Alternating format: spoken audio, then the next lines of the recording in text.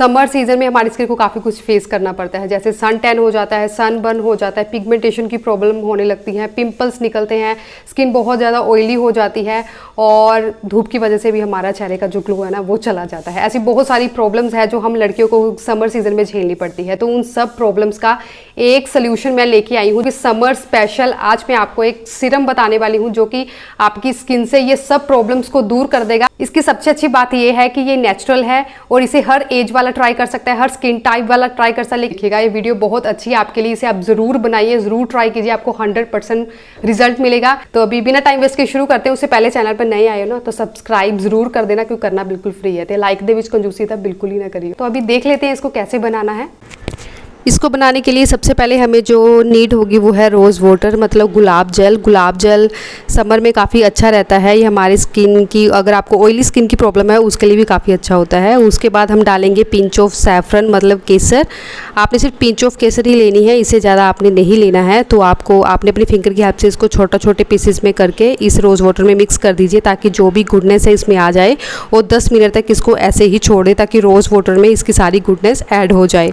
तो सैफरन के बारे में आप सबने सुना ही होगा कि सैफरन काफ़ी क्रीम्स में यूज़ किया जाता है, सीरम्स में यूज़ किया जाता है, क्योंकि ये हमारी स्किन को फेयर करता है, टैनिंग को रिमूव करता है और साथ ही चेहरे के दाग धब्बों को भी दूर करता है।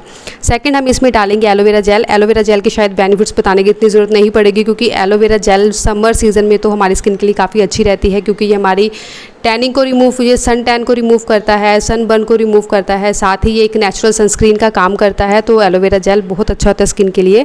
तो इसमें 2 चम्मच ही हम इसकी क्वांटिटी रखेंगे और इनको अच्छे से मिक्स कर देंगे जब तक इसकी कंसिस्टेंसी एक क्रीम फॉर्म में नहीं आ जाती।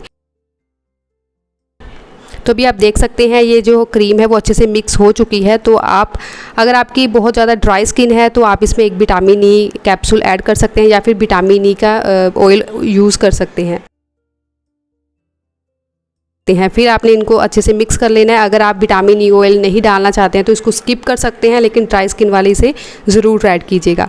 फिर आपने इसको एक खाली कंटेनर में भर के रख लेना है और इसको आप फ्रिज में 8 से 10 दिन तक स्टोर कर सकते हैं। और 8-10 दिन के बाद इसको ही आप फिर दोबारा से बना के यूज़ कीजिए, क्योंकि बनाने में ज़्यादा टाइम तो नहीं लगता है, 5-10 मिनट में ये आपका बन के रेडी हो जाता है।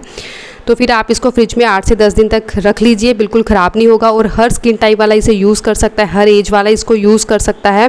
और ये आपको समर सीज़न में आपकी स्किन के लिए बहुत अच्छी क्रीम बन के रेडी हुई है, क्योंकि ये हमारी स्किन से सन टैन को रिमूव करेगा, सन बर्न को, अगर धूप की वजह से आपका चेहरा पहले से डल पड़ गया है, काला पड़ गया, तो उसको भी ठीक करेगा। तो ये बहुत अच्छी क्रीम है, इसे आप डेफिनेटली बना के ज़रूर ट्राई कीजिएगा, क्योंकि इसके बहुत अच्छे रिजल्ट आपको मिलेंगे। और इसे आप डेफिनेट ट्राई कीजिए, क्योंकि ये मेरा फेवरेट सीरम है समर्स में। बहुत अच्छा रहता है कि आप जो महंगी क्रीम्स यूज़ करते हैं, महंगे जो प्रोडक्ट्स आप यूज़ करते हैं, उसमें भी यही कुछ डाला होता है, लेकिन उसमें काफ़ी केमिकल्स भी ऐड किए होते हैं।